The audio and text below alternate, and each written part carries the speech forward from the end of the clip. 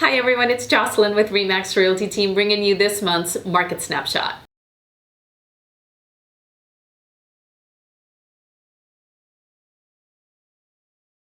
Have home prices declined or stabilized, or is it just the beginning?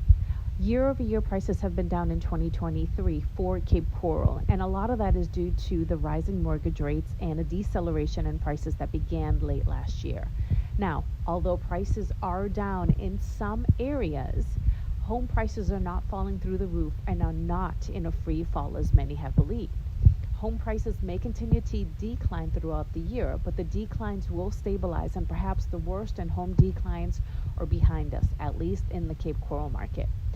Fort Myers, North Fort Myers, Lehigh Acres, Bonita Estero, prices there have come up a little bit and have come down and even remained stagnant in some of the areas.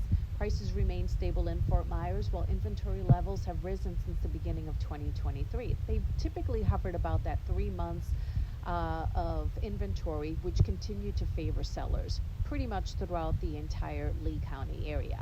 Pent-up demand, despite affordability constraints, is evidence in home prices and in absorption rates, and it's something that buyers are going to have to contend with when they are thinking about realizing the home ownership goal. Now, let's move along to some of the talk about median household income versus qualifying income.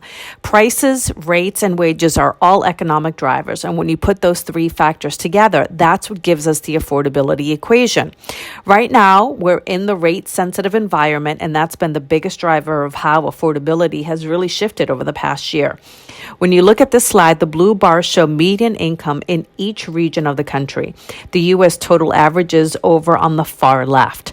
The green, orange, and the red is the qualifying income for medium-priced home. So what pops out as you look at this? Immediately, your eyes should hover over the red bar.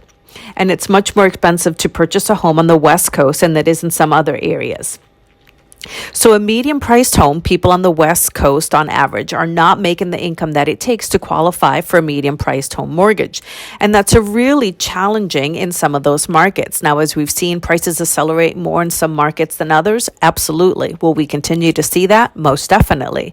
This is truly the bigger pain point in different regions of the country. Now, if you look at prices in the Midwest and in the South, it's somewhat of a little disparaging, or at the very least, it's opposite to what the other areas of the country are withstanding. Now, making the medium price income should be able to qualify for a mortgage on a median priced home. According to the U.S. Census, the median household income in Lee County is $63,000. Now, let's put that into perspective. If you are an FHA buyer who has excellent credit and are looking at a 30-year fixed mortgage, you're looking at a sales price of roughly $265,000. If your income is hovering over that $80,000 or dual income, you're looking at a sales price of $305,000 for Lee County. Are there homes out there that will be able to help realize some of your home ownership goals? Absolutely. And that's why hiring an agent who is familiar with the market, is an expert in negotiating skills, is going to really help in finding your right home.